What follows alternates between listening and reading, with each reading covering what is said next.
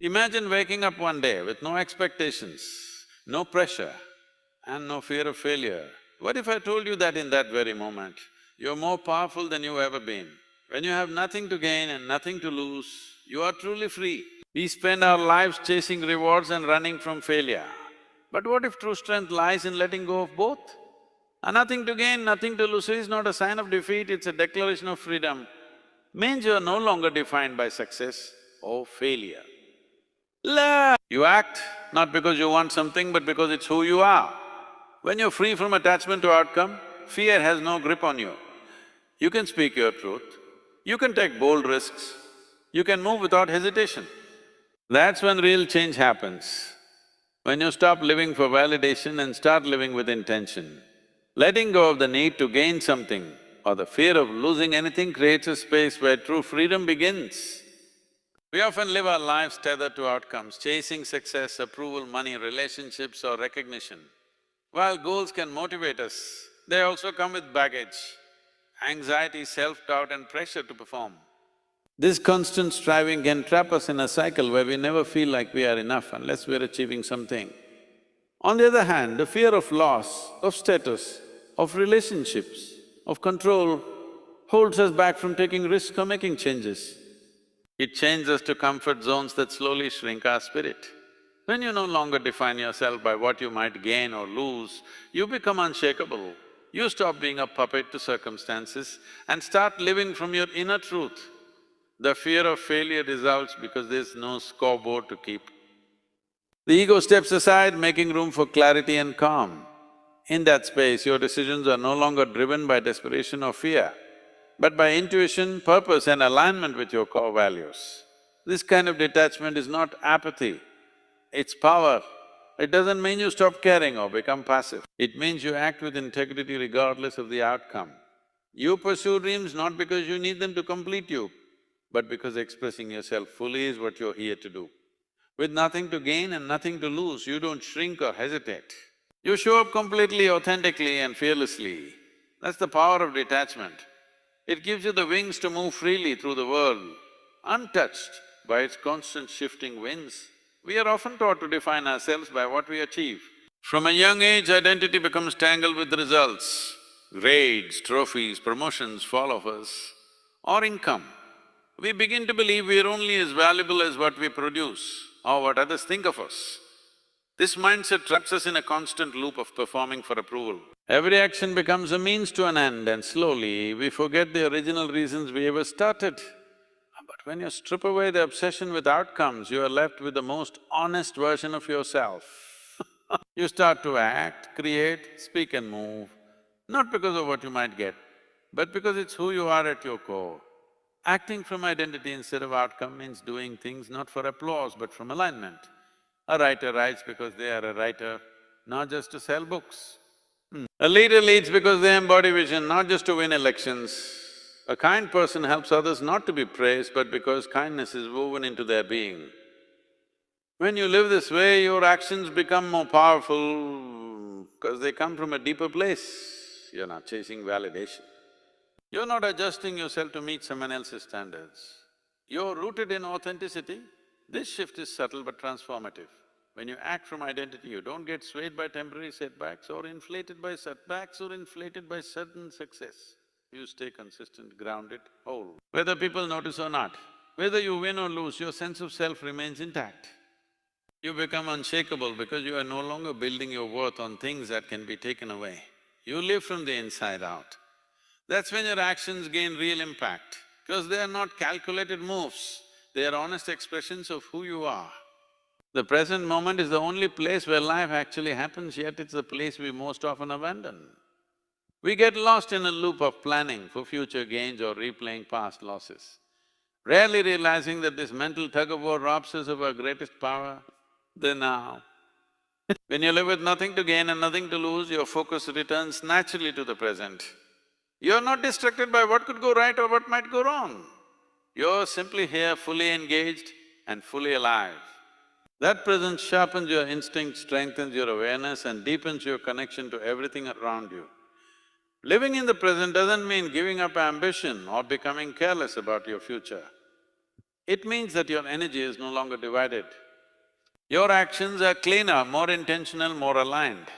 You speak with clarity because you're not editing yourself based on what others might think. You move with confidence because you're not over-analyzing every step in fear of failure.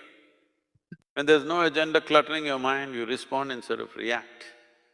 You create instead of copy. You listen instead of waiting to speak. That is the quiet power of presence. Time spent in the present is time rooted in truth. You're not defined by your past mistakes or hyped up by fantasies of future success. You become aware of your breath, your emotions, your surroundings. You begin to notice the beauty and detail of things you once overlooked.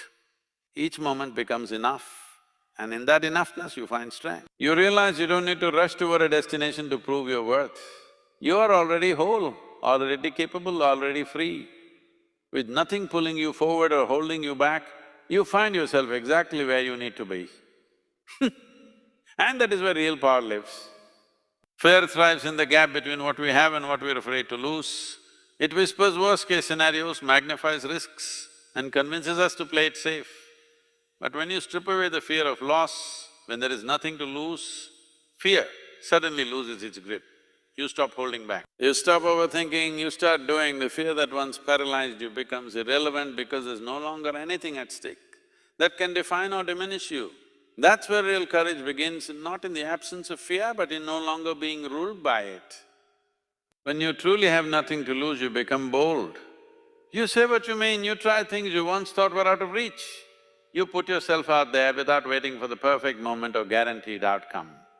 That version of you, the one who acts freely, he is not reckless but fearless. You understand that even if things go wrong, you will still be you.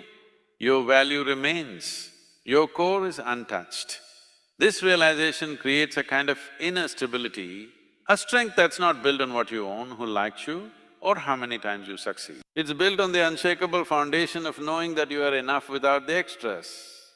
This mindset doesn't encourage carelessness, it invites liberation. It's the clarity that comes when you're not chained to outcomes or held hostage by the opinions of others.